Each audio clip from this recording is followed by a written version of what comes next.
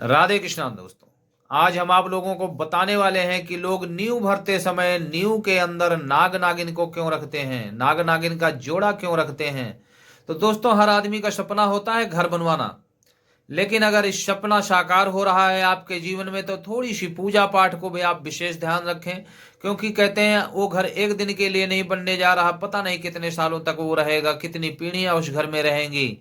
तो अगर आप उसको सही विधि विधान से उसका निर्माण करते हैं तो उसमें रहने वाले निश्चित ही खुश रहेंगे और खुशहाल जीवन बिताएंगे। लेकिन कई बार हम लोग करते क्या हैं, अपने मर्जी के हिसाब से, अपने तिथों के हिसाब से जोड़ गांठ करके और घर की नींव रख देते हैं कि अरे आज पूर्णिमासी है, आज अमावस्या है, आज नहीं पंडित से जानकारी लेना चाहिए, हम अपने हिसाब ही गणित लगा लेते हैं। ऐसा आप बिल्कुल ना करें, क्योंकि घर नहीं मंदिर आप बनवाने जा रहे हैं जिसमें आप लोग रहेंगे। कई बार होता है जब आप बगैर समय के बनवा लेते हैं, बिना मुहूर्त के बना लेते हैं घर, तो घर में रहने वालों का घर के अंदर घबराहट सी महसूस होने लगती है, घर के अंदर रहने का मन नहीं होता, बाहर भागते रहते हैं कि बाहर उनको अच्छा लगता है, घर में घुटन सी होती है। वो सब इन्हीं चीज़ों का असर होता है जो वास्तु दोष आपको परेशान कर रहा है। तो आप इनको सबसे पहले, आपको जब भी घर बनवाएं तो नाग नागिन का जोड़ा अवश्य बनवाएं। घर में नाग नागिन का जोड़ा नींव में हम क्यों रखते हैं, इस बात को इस वीडियो में जानकारी देंगे।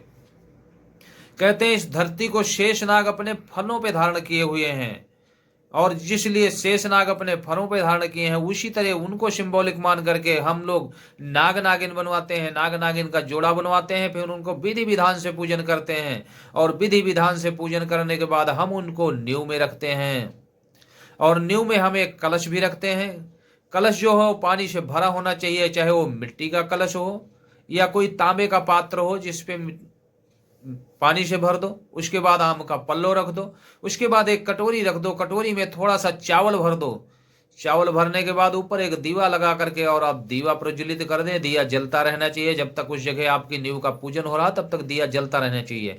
बाद में इस कलश को भी आपने दबा देना है। कलश में जो आपने जल भर रखा है वो भगवान विष्णु जी को रिप्रेजेंट करेगा, और उसके ऊपर, क्योंकि वो क्षीर सागर में रहते थे ना, तो जल क्षीर सागर बन जाएगा, हमें यही मान्यता होगी। और उस पर जो चावल रखा हुआ उसमें स्वयं विष्णु जी आकर के निवास करेंगे।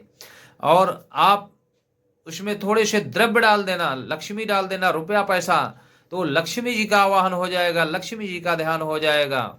और आप उसमें एक रुद्राक्ष की गुड़िया नींव में डाल दो, जो सीधे सीधे भगवान भोलेनाथ को एक तरह से सिंबॉलिक है, भगवान भोलेनाथ का आवाहन हो रहा है। और 2 जनेऊ रख दो, और कोई एक शास्त्र की किताब रख दो, धार्मिक पुस्तक रख दिए, जैसे हनुमान चालीसा आप उसमें रख सकते हैं। थोड़े से तुलसी के पत्ते नींव में रख सकते हैं, और थोड़ी सी आप उसमें लौंग रख दो, 2-4 लौंग रख दो, थोड़ी सी कपूर रख दो। ठीक है, ये सब चीज़ें नींव डालते समय, ये सब चीज़ें, इसके नींव के अंदर सुपारी, 5 पान के पत्ते, ये सब नींव में डाली जाती हैं। इन सब कुछ चीज़ों को अगर आप लोग नींव के अंदर डाल करके फिर नींव पूजन करते हैं, उसमें दबा देते हैं इन सब चीज़ों को, ठीक है, तो निश्चित ही उस घर में रहने वाले बहुत खुशहाल जीवन रहेंगे। एकदम कहते हैं ना कि ये नमक रोटी खा करके भी इतना मस्त रहेंगे, इतना खुश रहेंगे, मानो उन्हें जन्नत की खुशियां मिल गई हों। लेकिन अगर आप उसको बिना विचारे, बिना सोचे बनवा रहे हैं तो कहते हैं उसमें आप कितना भी बेस्ट खाना खाएंगे, कितने ऐशो आराम के सागर इकट्ठा कर लेंगे, लेकिन उस घर के अंदर आपका मन नहीं लगेगा।